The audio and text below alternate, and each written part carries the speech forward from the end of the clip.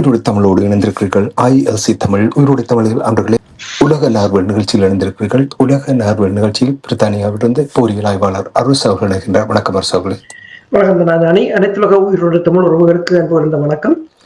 இன்னும் ஒரு உலக நார்வல் நிகழ்ச்சியில் இணைந்திருக்கிறோம். தொடர்ச்சியாக நாங்கள் இஸ்ரேல், ஈரான், அமெரிக்காவுக்கு இடையிலான போர் தொடர்பான நிலைமைகளை பார்ப்போம். தொடர் தாக்குதல்கள் நடக்கின்றது. இஸ்ரேலியர்கள் நான் சொல்வதைத்தான் செய்வார்கள் என்று கூறுகிறார் டொனால்ட் ட்ரம்ப் அவர்கள். இஸ்ரேலியர்கள் ஒரு சிறந்த குழு, நல்ல மனப்பான்மை கொண்டவர்கள், அந்த மனப்பான்மை கொண்ட நாடு என்று அவர்களை புகழாரம் சூட்டியிருக்கின்றார். நான் சொல்வதை அவர்கள் செய்வார்கள், மற்றவர்களை நம்பவே முடியாது என்று விரக்தியின் ஒரு வெளிப்பாடு போல் இருக்கின்றது. அந்த விடயங்களுக்கு நாங்கள் சென்று விரிவாக பார்ப்பதற்கு முன்னதாக கள நிலை எவ்வாறு இருக்கின்றது கூறுவீர்களா? களத்தை பொறுத்தவரையில் அதாவது ட்ரம்ப் நேற்று ஈரானை தற்காலத்துக்கு அனுப்புவேன் என்று கூறிய பிற்பாடு, அதற்கு பிற்பாடு ஒரு மிகப்பெரிய தாக்குதலை செய்திருக்கிறார்கள். ஈரானுடைய B1 பிரிட்ஜ் என்று சொல்ற மிகப்பெரிய ஒரு பிரிட்ஜ் கராச் பகுதியில் இருக்கின்ற, அதாவது மத்திய கிழக்கிலேயே மிக உயரமான பாலம், அதை குண்டு வீசி தகர்த்திருக்கிறார்கள். இந்த பிரிட்ஜை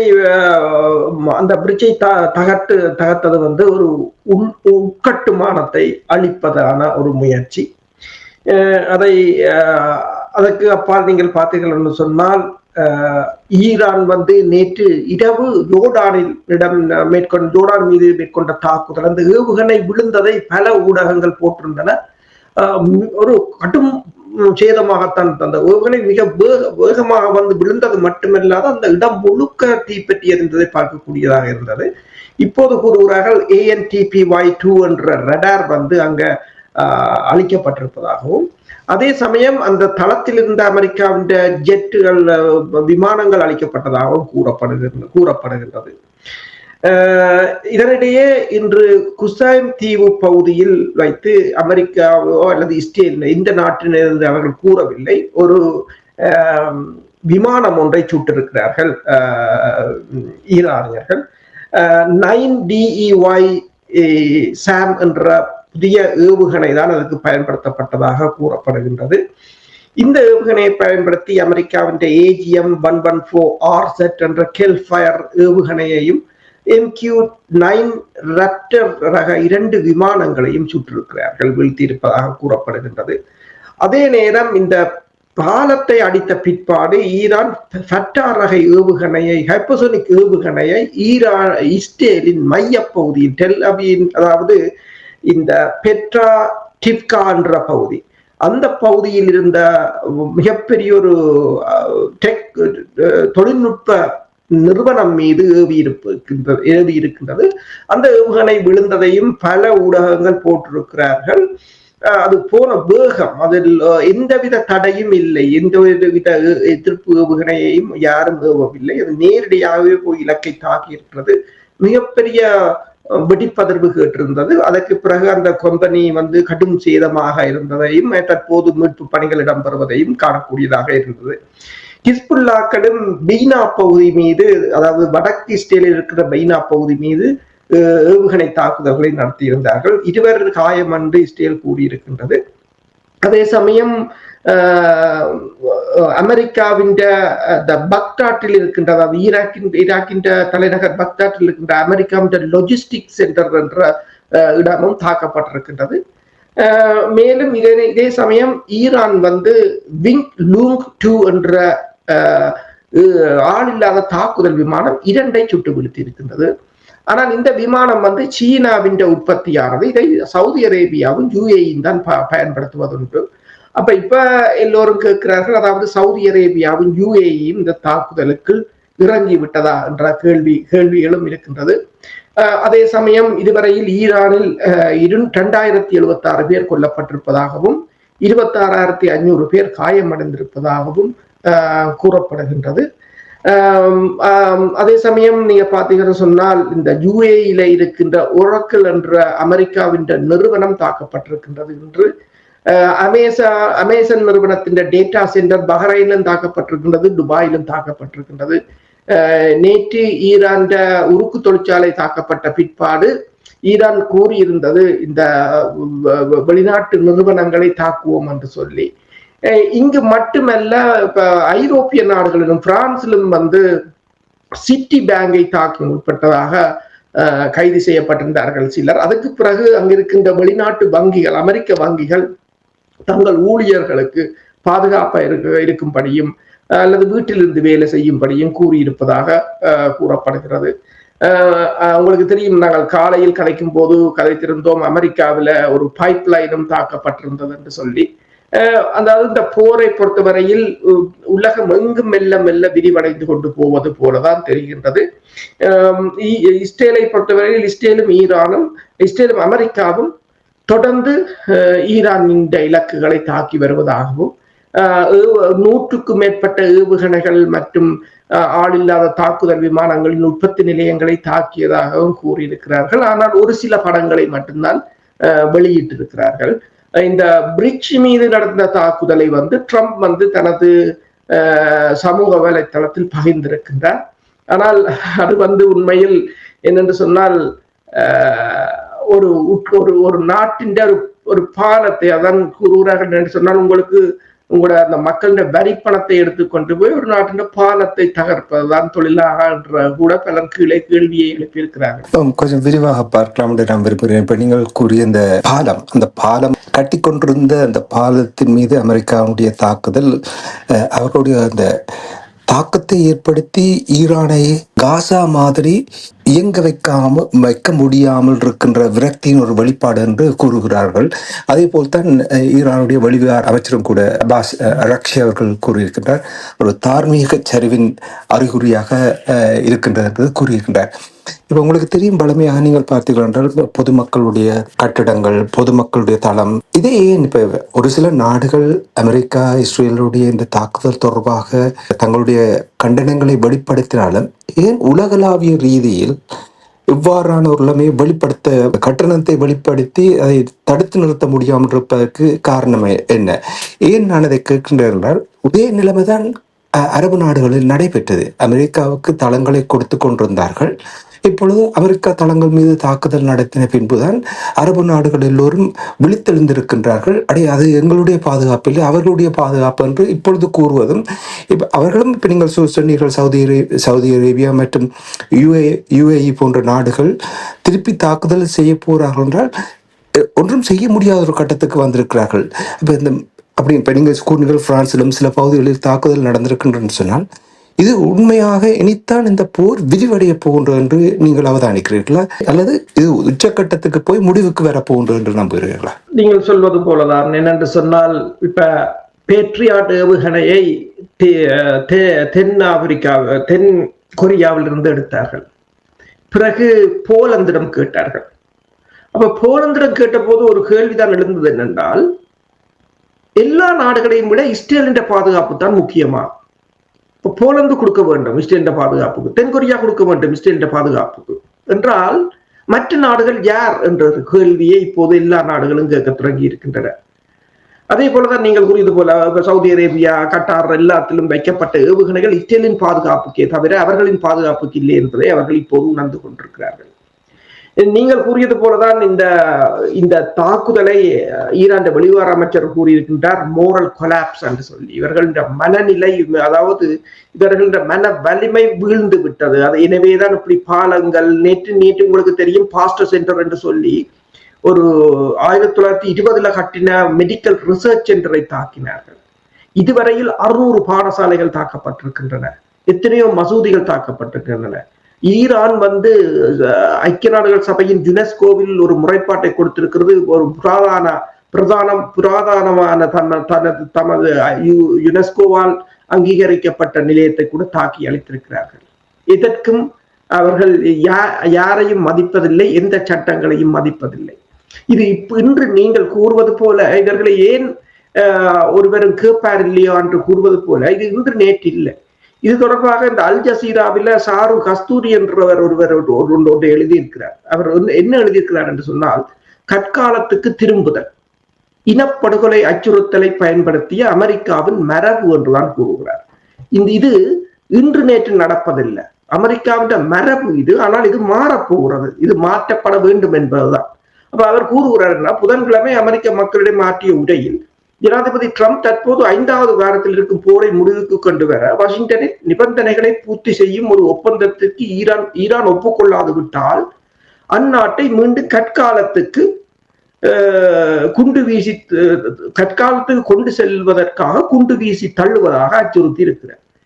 இச்சொற்றொடர் என்பது பொதுவாக கண்மூடித்தனமான குண்டு வீச்சை குறிப்பதாகவே புலப்படுகின்றது. அதாவது மருத்துவமனைகள், பள்ளிகள், பல்கலைக்கழகங்கள், தொழிற்சாலைகள், வாணிக நிறுவனங்கள், தங்கு விடுதிகள், வானுயர்ந்த கட்டிடங்கள் அல்லது பூங்காக்கள் போன்ற நவீன நாகரிகத்தின் எந்த ஒரு உட்கட்டமைப்பும் எஞ்சியிருக்காத வகையில் ஒரு நாட்டை முற்றிலும் அழிப்பதை நோக்கமாக கொண்டது.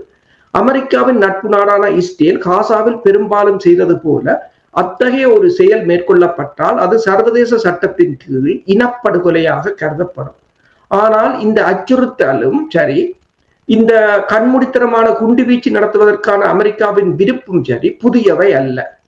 உண்மையில் ஒரு நாட்டை கற்காலத்துக்கு தள்ளும் குண்டுவீச்சு என்ற சொற்றொடரை 2ஆம் உலகப் போரில் ஜப்பானிய நகரங்களை அழிப்பதை மேற்பார்வையிட்ட அமெரிக்க விமானப்படையின் அதிகாரியான கார்டில்ஸ் லெமே தான் முதலில் பயன்படுத்தினார் என்று பரவலாக கூறப்படுகிறது. 1950களில் முற்பகுதியில் அமெரிக்க தலைமையிலான படைகள் வடகொரியா மீது ஒரு கண்மூடித்தனமான குண்டுவீச்சு தாக்குதலை நடத்தி 95% மின் உற்பத்தி திறனையும் 80% மேற்பட்ட கட்டிடங்களையும் அளித்தன.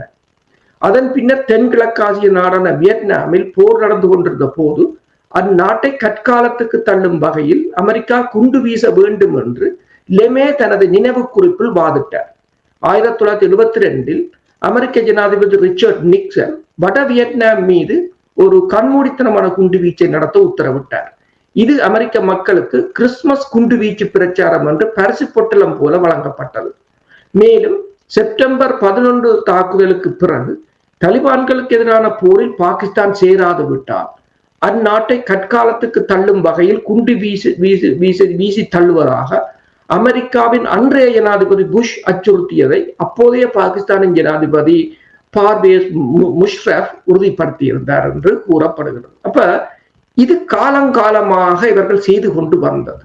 ஆனால் இதை தடுத்து நிறுத்தப்பட வேண்டும். அதாவது இப்ப எல்லோரும் என்ன கூறுகிறார்கள் என்று சொன்னால், இப்ப மாறும் உலகம், இது இனி இந்த உலகத்தை இந்த உலகம் இவர்கள இந்த நடவடிக்கைக்கு ஒரு முற்றுப்புள்ளி வைப்பார்கள். அதுதான் இந்த போரின் ஈரான் போரின் ஒரு தொடக்கமாக இருக்க போகின்றது. ஆனால் இப்ப நீங்கள் சொன்னது போல ஈரானை நாளைக்கு அங்க இருக்கிற 95% கட்டிடங்கள் அல்லது மின் உற்பத்தி நிலையங்கள் அழிச்சாலும் ஆச்சரியப்படுவதற்கு இல்லை. ஆனால் ஏன் தயங்குகிறார்கள் என்று சொன்னால், காசாவில் அழித்தார்கள், ஈரானில் அழிக்க ஏன் தயங்குகிறார்கள் என்றால் சொன்னால் ஈரானிடம் இருக்கின்ற ஏவுகணைகள், ஈரானிடம் இருக்கின்ற நவீன ஆயுதங்கள், அதாவது ஈரானாலும் இவர்களின் அதாவது எந்த நாட்டை காப்பாற்றுவதற்காக இவர்கள் உலகத்தில் இருக்கிற அத்தனை விமான எதிர்ப்பு கருவிகளையும் கொண்டு வருகிறார்களோ அந்த நாட்டை கற்காலத்துக்கு அனுப்பக்கூடிய அளவுக்கு ஆயுதங்கள் இருக்கின்றன. இப்போதும் கூறுகிறார்கள் ஈரான் இன்னும் பழைய ஆயுதங்களைத்தான் பயன்படுத்தி கொண்டிருக்கிறார், இன்னும் நவீன ஆயுதங்களில் ஈரான் கை வைக்கவில்லை என்று சொல்லி. இன்று நீங்கள் பார்க்கலாம், இன்று ஒரு காணொளி வெளியிட்டிருக்கிறார்கள் அந்த F-35 எவ்வாறு வீழ்த்தினார்கள் என்று சொல்லி. IRST என்ற இன்ஃப்ராரெட் அலைவரிசையை search and tracking infrared search and tracking சிஸ்டத்தை பயன்படுத்தி ஒரு சாதாரண ஏவுகணையை வைத்து உலகத்தையே அதிர வைத்தவர்கள் என்று எல்லோரும் தான் கூறுகிறார்கள். அப்ப இந்த தொழில்நுட்பமும் இந்த ஆயுதமும் தான் இன்றைக்கு ஈரானை ஒரு வியட்நாம் போலவோ அல்லது ஒரு ஜப்பானை போலவோ அல்லது ஒரு வடகொரியா போலவோ இல்லாமல் காப்பாற்றி வைத்திருக்கு. உங்களுக்கு ஞாபகம் இருக்கும், நாங்கள் உரையாடினோம், டொனால்ட் ட்ரம்ப் அவர்கள் புதன்கிழமை இரவு வரும் வாரங்களில் அமெரிக்கா ஈரான் மீது மிகவும் கடுமையாக தாக்கும் என்று கூறியிருந்தார். அந்த சொன்னதை செய்தது போல் இருக்கின்றது. இந்த தாக்குதல் ஈரானுடைய அந்த பாலத்தை உடைத்தது, கட்டிக்கொண்டிருந்த பாலம், அது நான் நினைக்கிறேன் பாவனையில் இல்லாத பாலம் என்று நம்புகிறேன், நீங்கள் அதை உறுதிப்படுத்துங்கள். 2ஆக உடைத்திருக்கிறார்கள் என்றால் சொன்னது போல் இன்ஃப்ராஸ்ட்ரக்சர், இந்த பாலத்தை உடைத்தாலும் இன்னும் பல சம்பவங்கள் தொடரும் என்று டொனால்ட் ட்ரம்ப் அவர்கள் எச்சரிக்கை விடுத்திருக்கின்றார். அப்படி என்று சொன்னால் அவர் சொன்னது போல 2-3 வாரங்களுக்கு இந்த போரை நாங்கள் முடிவுக்கு கொண்டு வர போன்றோம், ராப் அப் பண்ண போன்றோம் என்று சொல்லியிருந்தார். அப்படி என்றால் இந்த முடிவுக்கு கொண்டு வருவதன் ஆரம்பம் தான் இந்த பாலம் உடைக்கப்பட்டது என்று நீங்கள் நம்புகிறீர்களா? மிரட்டி பார்க்கின்றார் பெருமளவில். இப்ப உங்களுக்கு தெரியும், டைம் என்ற மேகசின் வந்து ஒரு முன் பக்கத்துக்கு போட்டிருக்கிறது ஒரு படத்தை, ட்ரம்பின் படத்தையும் போட்டு டைம் மேகசின் போட்டிருக்கிறது, வேர் இஸ் த எக்ஸிட் என்று சொல்லி. இப்போ அதுக்கு கீழே அதை சமூக வலைத்தளத்தில் போட்ட போது அதுக்கு கீழே பலர் வந்து கொமெண்ட் போட்டிருக்கிறார்கள், டைமை இப்போது ட்ரம்ப் வறுத்தெடுக்க போகிறார் என்று சொல்லி இப்படி போட்டிருக்கிறார்கள். எல்லோரும் அப்படித்தான். இப்ப CNN கூட ஒரு இது தொடர்பாக ட்ரம்பின் பேச்சுக்கு பிறகு ஒரு சிறிய ஒரு கருத்தை தெரிவித்திருக்கின்றது, இந்த போரை எப்படி இந்த போர் போகின்றது என்று சொல்லி. என்னென்று சொன்னால், எதிர்பார்த்த அளவுக்கு இவர்களோட போர் வந்து இப்ப பீட் ஹெசத் கூட இந்த போரை வந்து இவர்கள் ஈரான் ஒரு மட்டுப்படுத்தப்பட்ட தாக்குதலை தான் நடத்தும், ஈரான் மிகப்பெரிய அளவு தாக்குதலை நடத்தாது என்றுதான் எல்லோருக்கும் சொன்னதாக கூறுகிறார்கள். யாருமே எதிர்பார்க்காத ஒரு நிலை. நீங்கள் கூறுவது போல அவர்கள் இந்த போரை முடிப்பதற்கு ஈரானை மிரட்டுவதற்காக செய்கிறார்கள். ஆனால் அதையும் ஒரு அளந்துதான் செய்கிறார்கள். இப்ப ஈரான் திருப்பி அணி ஒரு மட்டுப்படுத்தப்பட்ட தாக்குதலாக இருந்தால், அல்லது ஹார்மூஸ் நீரிணையை மூடாமல் இருந்தால், இன்றைக்கு ஈரான் காசாவை விட மோசமாக இருந்திருக்கு. இப்ப எல்லாம் சொல்லுகிறார்களே தவிர செய்யறதுக்கு முதல் சொல்லுகிறார். காசாவில சொல்லவில்லை, செய்தார்கள். என்று சொன்னா அவர்கள்ட்ட பதிலடி கொடுக்க யாரும் இல்லை. இங்கு சொல்லுகிறார்கள் என்று சொன்னால் செய்வதற்கு முதல் 10 தடவை சொல்லுகிறார்கள் சொன்னால் மிரட்டி பார்க்கிறார்கள். இப்போது துபாய் இன்டர்நேஷனல் ஏர்போர்ட்ல நிறைய இராணுவத்தினர் வந்து மரைன் படையினர் வந்து இறங்கி இருப்பதை வீடியோக்கள் மூலம் பார்க்கக்கூடியதாக இருக்கின்றது. அப்ப சிலர் கூறுகிறார்கள் தடை நடவடிக்கை ஒன்றை மேற்கொள்ள போகிறார்களா என்ற கேள்வியும் இருக்கின்றது. ஏனென்று சொன்னால் இது வந்து சாதாரண போர் இல்லை. ஒரு அமெரிக்காண்ட 100 ஆண்டு கால ஆளுமை உடைந்து விழுகிறது. அது சும்மா சாதாரணமாக விழாது. அவர்கள் மேக்சிமமாக இதுக்கான இழப்புகளை மேக்சிமமாக தாங்கள் போராடுவார்கள் இந்த நிலையிலிருந்து மீள்வதற்கு. எனவேதான் இதை நாங்கள் சாதாரணமாக இதிலிருந்து அமெரிக்கா வெளியேறுவது என்று வச்சால் அது மிகப்பெரிய ஒரு தோல்வியுடன் தான் வெளியேறும். என்னென்னு சொன்னால், அனைத்துலக நாடுகளின் கருத்தின் அடிப்படையில் ஹார்மூஸ் நீரிணை போருக்கு பிந்தைய நிலைக்கு திரும்ப போவதில்லை என்று சொன்னால், அது இனி புதியதாகத்தான் ஒரு உருவெடுக்கும் ஹார்மூஸ் நீரிணை என்று கூறுகிறார்கள். அந்த புதிய உருவெடுப்பு வந்து அமெரிக்காண்ட டாலரையும் இல்லாது செய்துவிடும், அமெரிக்காண்ட ஆளுமையையும் இல்லாது செய்துவிடும் என்று அவருக்கு தெரிகின்றது. எனவேதான் இயலுமானவரை ஈரானுக்கு ஒரு இழப்பை ஏற்படுத்த வேண்டும் என்று சொல்லி, இப்ப பாத்தீங்கன்னு சொன்னால், ஈரான் முன்னாள் வெளிவிவகார அமைச்சர் கமல் ஹராசி அவர்தான் ஜேடி வான்ஸுடன் ஒரு பேச்சுக்கு போறதுக்கு அவரைத்தான் ஆயத்தப்படுத்தினார்கள். அவர் மீது குண்டு வீசி இருக்கிறார்கள். அவர் மனைவி இறந்து விட்டார், அவர் படுகாயம் அடைந்திருக்கின்றார். இப்ப இஸ்ரேல் இப்போது அமெரிக்கா இந்த பேச்சுக்களுக்கு போனாலும் இஸ்ரேல் அதை விரும்புவதில்லை என்று கூறுகிறார்கள். இப்ப இஸ்ரேல் ஏதோ ஒரு வகையில் இதனை குழப்புவதற்கான முயற்சிகளை இஸ்ரேல் செய்கிறது என்றால், இஸ்ரேலுக்கு இதுதான் கடைசி போர். இதற்கு பிறகு இதில் இவர்கள் தோல்வி இருந்தால் அதுக்கு பிறகு போர் செய்ய முடியாத ஒரு நிலையாக இருக்கும். அதுதான் இந்த நீங்கள் கூறியது போல அவர் பாலத்தை உடைத்ததை தனது சமூக வலைத்தளத்தில் ஏற்றியதும் அதுதான் காரணம். அந்த கேள்வியை நான் கேட்டதுக்கு இன்னும் ஒரு காரணம் இருக்கிறது அரசர்களே, நீங்களும் விளக்கத்தை தர வேண்டும் என்று கேட்கின்றேன்.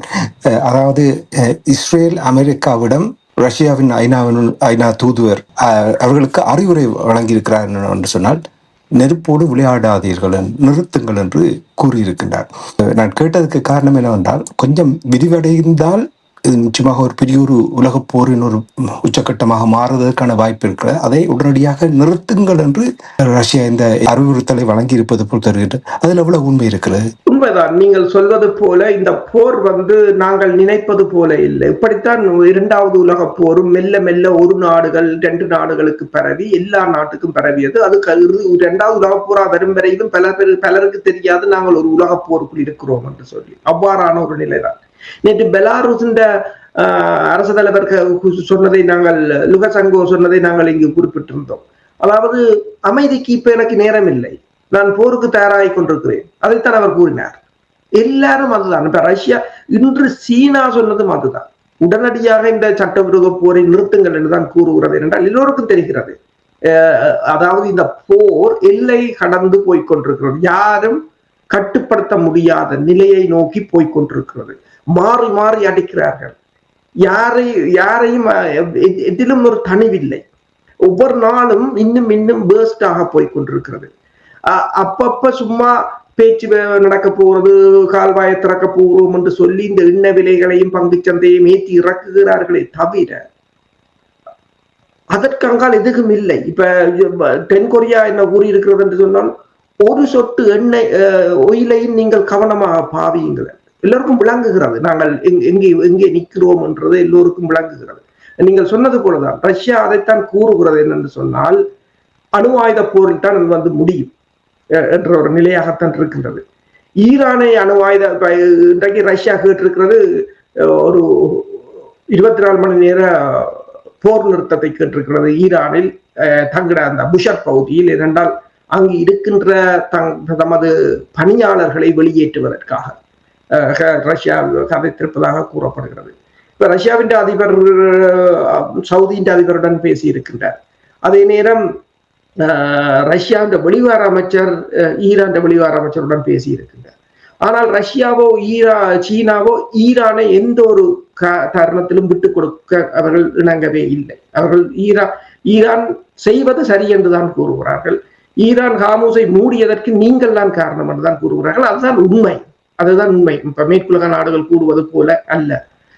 ஆனால் ஐரோப்பிய ஒன்றியத்தின் பேச்சாளர் ஹஜா ஹலாஸ் கூறியிருக்கின்றார், ஈரான் வந்து பொது மக்கள் கப்பல்களை தாக்குவதை நிறுத்த வேண்டும், பொது சொத்துக்களை தாக்குவதை நிறுத்த வேண்டும் என்று. அவருக்கு இந்த பாலத்தை தாக்கியது, இந்த பாடசாலைகளை தாக்கியது எல்லாவற்றையும் மறைக்க முற்படுகிறார்கள் என்பதுதான் உண்மை.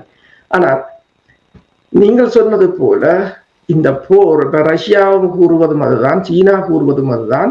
எல்லா நாடுகளுக்கும் பல நாடுகளுக்கு இப்ப ஐரோப்பிய ஒன்றிய நாடுகள் கூட ஒவ்வொன்றும் மெல்ல மெல்ல பின்வாங்குவது ஏன் என்று சொன்னால், இப்ப ஆஸ்திரியா கூட வான்பரப்பை தாங்கள் அமெரிக்காவுக்கு தரமாட்டோம் என்று கூறுகிறது. அவர்கள் மெல்ல மெல்ல பின்வாங்குகிறார்கள் ஏன் என்று சொன்னால், தாங்களும் ஈடுபட்டால் இது உலகப் போராக மாறும். நீங்கள் கூறிய விடயங்களில் இன்று அப்படி ஒரு உணர்வு எனக்கு வந்தது என்றால், போர் மேலும் ஒரு தீவிரமடைவதற்கான ஒரு நிலைமை வருகின்றது போல் தெரிகின்றது. இதனால் தான் டொனால்ட் ட்ரம்ப் அவருடைய அந்த செயல்பாடுகளை பார்த்து அந்த ட்விட்டரில் கொண்டே வீடியோஸை போடுவதும், அதை பார்த்து ஒரு பியூட்டிஃபுல்லான இதென்று சொல்வதும், தான் விட்ட தவறுகளை தடயங்களை மறைக்க முயற்சிக்கிறார் என்று நீங்கள் நம்புகிறீர்களா? அதேதான் நடைபெறுகின்றது. அதை நான் சொல்லவில்லை, பிரான்சின் அதிபர் கூட அதைத்தான் சொல்லி இருக்கின்றார். பிரான்சின் அதிபர் மேக்ரோன் என்ன சொல்லி இருக்கிறார் என்று சொன்னால், ட்ரம்புக்கு முதலில் நீங்கள் சீரியஸான, அதாவது ஏதாவது ஒன்றை தீவிரமாக இருக்க வேண்டும், அல்லது ஒன்றை கவனமாக இருக்க வேண்டும். ஒன்றில் அவர் கூறுகிறார், நீங்கள் ஒன்றில் சீரியஸாக இருக்க வேண்டும். நீங்கள் முன்னர் சொன்னதை அடுத்த நாள் ஒழும்பி அதற்கு எதிராக கதைக்க கூடாது. அதே போல இன்னொன்றை சொல்லியிருக்கிறார், நீங்கள் ஒவ்வொரு நாளும், அதாவது பேசுவதை ஒவ்வொரு நாளும் நீங்கள் பேச வேண்டும் என்றதும் இல்லை. நீங்கள் பேசுவதற்கு முன்னர் அதை செய்வதற்கு முயற்சி செய்யுங்கள். அது உங்களுடைய டென்ஷனை குறைக்கும். அதுதான் இந்த அமைதியை கொண்டு வரும். நீங்கள் பின்னேறம் ஒன்றை சொல்லிவிட்டு விடிய ஒழும்பி அதை மறத்துவிட்டு அதற்கு பிறகு இன்னொன்றை பேசிவிட்டு நீங்கள் ஒவ்வொரு நாளும் பேச வேண்டும் என்று யாரும் எதிர்பார்க்கவில்லை என்றும் கூறியிருக்கின்றார். அதாவது ஐரோப்பிய நாடுகளே எல்லோரும் பொறுமை இழந்து விட்டார்கள் என்ற ஒரு நிலைக்குத்தான் எல்லோரும் வந்திருக்கிறார்கள். அதற்கு மேல் அவர்களால் எதுவும் செய்ய முடியாத ஒரு நிலையாகத்தான் இருக்கின்றது. ஆனால் இப்ப இதைத்தான் யார் என்று சொன்னால், பேராசிரியர் ப்ரொஃபசர் ஜெஃப்ரி சாக்ஸ் கேட்டார் ஒரு கேள்வி. சரி, அமெரிக்காவில நீங்கள் எத்தனை ஆயிரம் பேர் இருக்கிறீர்கள், எத்தனை அந்த கட்சிகள்ல எத்தனை ஆயிரம் பேர் இருக்கிறீர்கள், எத்தனை கட்சி 2 பிரதான கட்சி இருக்கிறது, எத்தனை செனட்டர்மார் இருக்கிற, எத்தனை படித்தவர்கள் இருக்கிறீர்கள், சரி நீங்கள் என்ன செய்கிறீர்கள், உங்களோட நாட்டில இருக்கிற ஒருவர் தான் இதை இவ்வளவு ஊடத்தை செய்து கொண்டிருக்கிறார், நீங்கள் என்ன செய்கிறீர்கள் என்ற ஒரு கேள்வியை இவர் இந்த வாரம் கேட்டிருந்தார். அமெரிக்க மக்களையும் அமெரிக்காவின் புத்திஜீவிகளையும் பார்த்து. அதற்கு பிறகு இப்போது கூறியிருக்கிறார்கள், கிட்டத்தட்ட 100க்கும் மேற்பட்ட அமெரிக்காவின் எக்ஸ்பர்ட் இன்டர்நேஷனல் அதாவது சர்வதேச விவகாரங்களில் ஒரு நிபுணத்துவம் பெற்றவர்கள். இந்த போர் இது சட்டவிரோதமான போர், மற்றது அது ஏன் சட்டவிரோதமானது என்பதற்கான காரணங்களையும் விளக்கி ஒரு கூட்டாக ஒரு அறிக்கையை வெளியிட்டிருப்பதாக கூறப்படுகின்றது. நன்றி அரசர்களே. இன்றைய உலக நார்வல் நிகழ்ச்சியில் குறிப்பாக டொனால்ட் ட்ரம்ப் அவர்கள் ஈரான் மீது பாலத்தில் தாக்குதல் நடத்தியதும் அந்த தாக்குதல் தொடர்பாக மேலதிகமாக தாங்கள் இன்னும் 2 வாரங்களுக்கு தொடர் தாக்குதலை நடத்துவார்கள் என்ற விடயங்களை உயிரோடை தமிழ் உறவுகளோடு பகிர்ந்து கொண்டமைக்காக உயிரோடை தமிழ் அன்புகள் சார்பாக நன்றி குறிக்கணும். மீண்டும் ஒரு நிகழ்ச்சியில் இருந்திருப்போம். அதுவரைக்கும் நன்றி, வணக்கம். நன்றி, வணக்கம். எமது பார்வையாளர்களுக்கு வணக்கம். மக்களின் குரலாய் ஓங்கி ஒலிக்கும் இலக்கு மின்னிதழ் மற்றும் உயிரோடை தமிழ் வானொலி ஆகிய இவ்விரு ஊடகங்களும் உங்களைப் போன்ற எமது நேயர்கள் நண்பர்களின் ஆதரவிலேயே இயங்கி வருகின்றன. மிக குறைந்த வளங்களுடன் பல இடர்கள் மற்றும் தடைகளை தாண்டி பயணிக்கும் எமது ஊடகங்களின் பணிகள் மேலும் வளர உங்களால் முடிந்த நிதியுதவியை வழங்கி இன்னும் காத்திரமான செயற்பாடுகளை முன்னெடுக்க உதவுமாறு மிகவும் பணிவன்புடன் வேண்டி நிற்கின்றோம். உங்கள் பங்களிப்பு உங்களின் உரிமை குரலாய் ஓங்கி ஒலிக்கும். நன்றி.